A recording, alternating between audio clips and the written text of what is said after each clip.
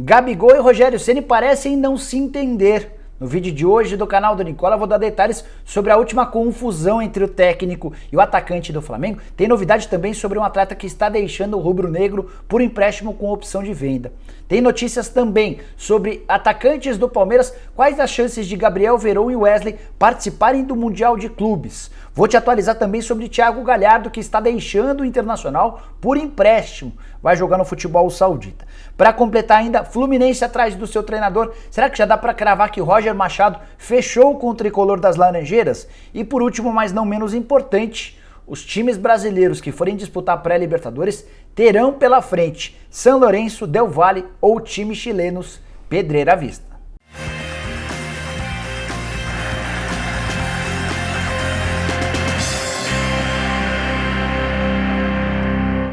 Fala aí pessoal, sou o Jorge Nicola, bem-vindos a mais um vídeo do canal, bem legal ter vocês por aqui. Antes de passar as informações, pedir para deixarem like, se inscreverem no canal apertando esse botãozinho vermelho de inscreva-se. Combinado? Antes de passar as informações, só queria contar que esse vídeo é patrocinado pela 1xBet, casa de apostas que tem como parceiros Liverpool, Chelsea, entre vários outros grandes clubes do futebol do mundo. Na 1xBet os lucros podem ser grandes, os pagamentos são rápidos e o método de apostas na internet é extremamente confiável. Quer mais? Então saiba que na 1xBet você pode apostar em vários outros esportes, além dos eSports, aumentando suas chances de ganhar. Os principais campeonatos de futebol do mundo estão na 1xBet e todo dia é dia de apostar. Nesse sábado, por exemplo, tem um jogo bem legal, Bahia e Goiás, os dois brigando contra o rebaixamento. Já no domingo, estreia do Palmeiras no Mundial contra o Tigres. Então faça agora mesmo sua aposta na 1xBet e tem excelente notícia para você que é iniciante. Se você perder sua aposta, a casa te devolve até $10. Pegue o link da 1xBet na descrição desse vídeo e usando o código promocional Nicola, você ainda ganha o dobro do valor do seu depósito.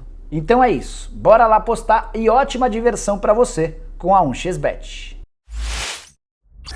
Bora começar repercutindo o sorteio que definiu as primeiras fases da Libertadores da América, as fases que antecedem a fase de grupos.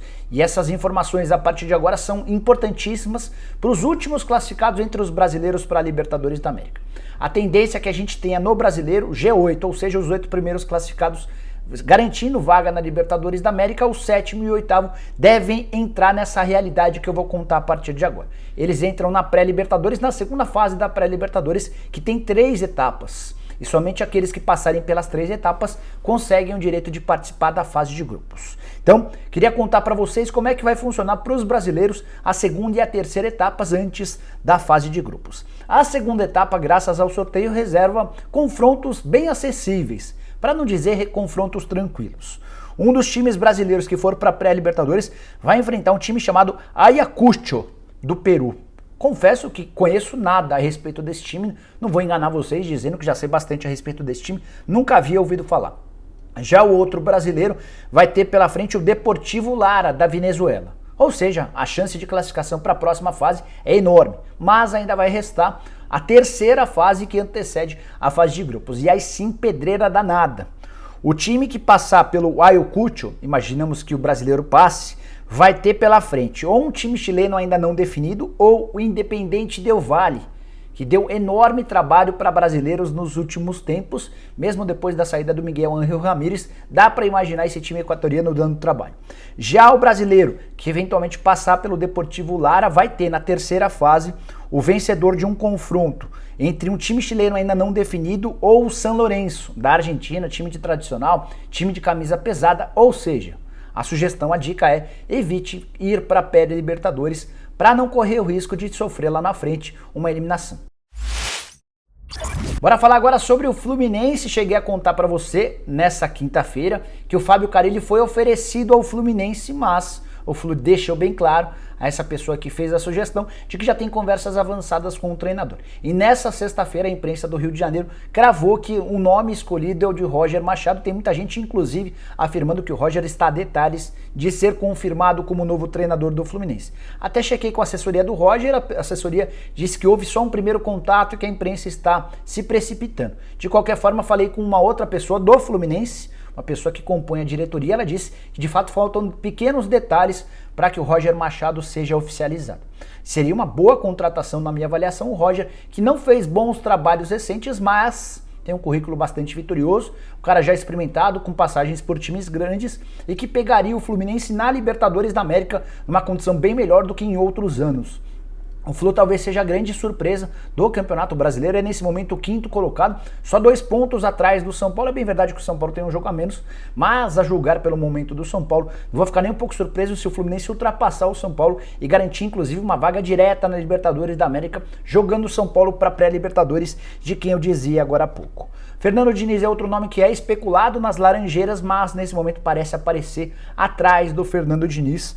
Por último, mas não menos importante, vale a lembrança de que o Fluminense, voltando à Libertadores, vai quebrar um longo jejum de não participações. A última vez que esteve na principal competição sul-americana foi em 2014.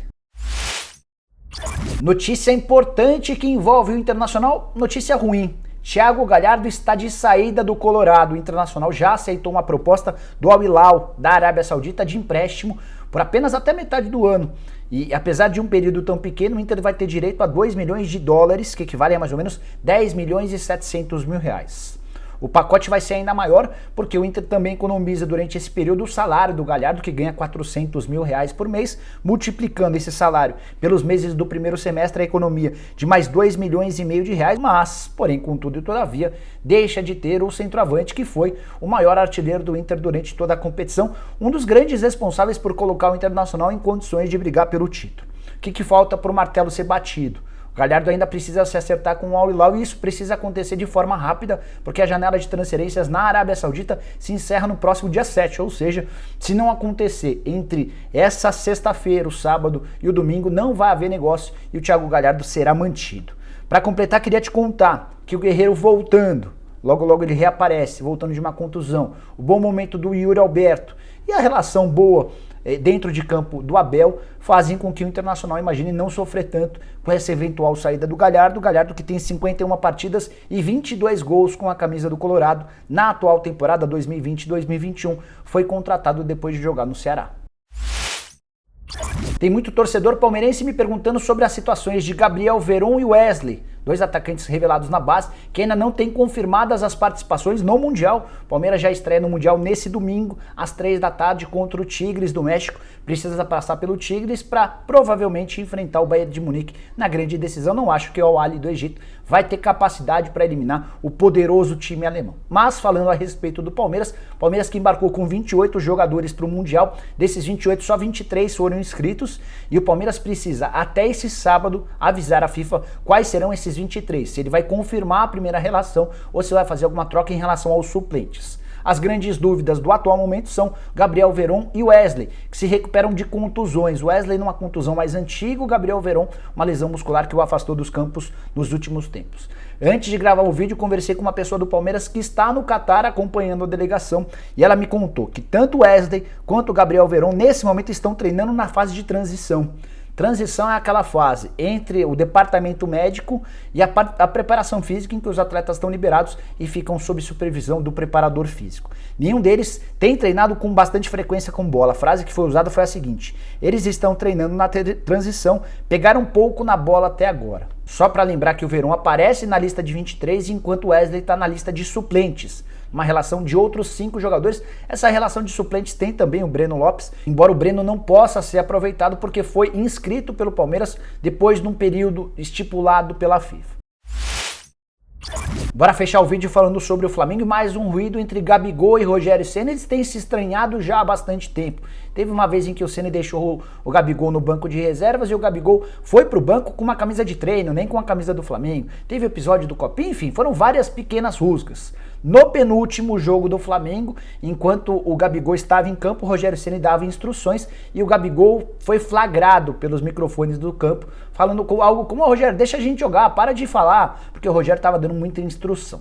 Na última partida, vitória por 2-0 do Flamengo contra o Vasco, jogo disputado nessa quinta-feira, mais um episódio.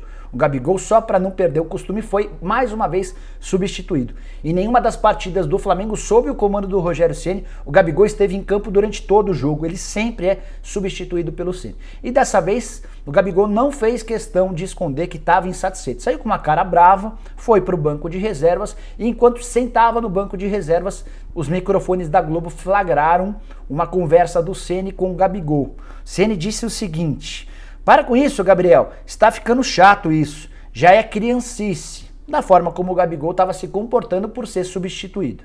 Depois da partida, diante dos microfones, na entrevista coletiva, o Rogério Ceni pegou um pouco mais leve e disse o seguinte: sem problema, conheço bem o jeito do Gabriel. Nenhum jogador gosta de ser substituído. Eu achava que precisava segurar mais a bola, centroavante é mais fominha. Vai chegar o momento em que ele e o Pedro vão estar juntos em campo. Fecha aspas. Enfim, tá muito claro que o Gabigol tá incomodado com o fato de não ter uma sequência de jogo, de não conseguir disputar os 90 minutos em campo.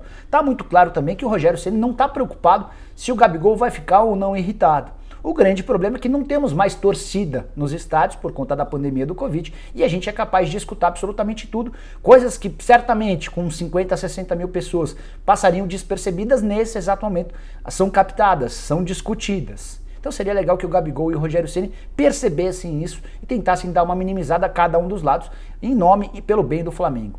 Eu acho que esse episódio nada ajuda o Flamengo e eu acho que cada uma das partes pode rever os conceitos. O Gabigol, por exemplo, não precisa fazer bico toda hora e o Rogério Ceni eventualmente pode deixar o Gabigol pelo menos uma partida até o fim. Gabigol que não fazia um jogo ruim na vitória por 2-0 contra o Vasco da Gama, ele inclusive foi o autor do primeiro gol em cobrança de pênalti. Só para completar, quero trazer uma informação do Flamengo que envolve o Tuller, zagueiro que não joga uma partida oficial desde 24 de novembro. E nesse período foi relacionado para apenas 2 partidas, nas outras nem ficou no banco de reservas. O Tuller, de acordo com o jornal Dia, tem uma proposta do Montpellier da França. O Montpellier namora a possibilidade de contratar o Tuller já há bastante tempo, mas não formalizou uma proposta enquanto a janela na França estava aberta. A janela fechou na última segunda-feira, ou seja, ele só pode ser utilizado agora a partir da metade do ano. Apesar disso, o Montpellier fez uma proposta de empréstimo, que é o Tuller por 18 meses, com a opção de compra no fim desse período de empréstimo. O Flamengo ficou de avaliar, de estudar as condições. Tá muito claro que o Tuller tá fora dos planos, pelo menos do Rogério Ceni. Não dá para cravar se o Rogério ficará no Flamengo.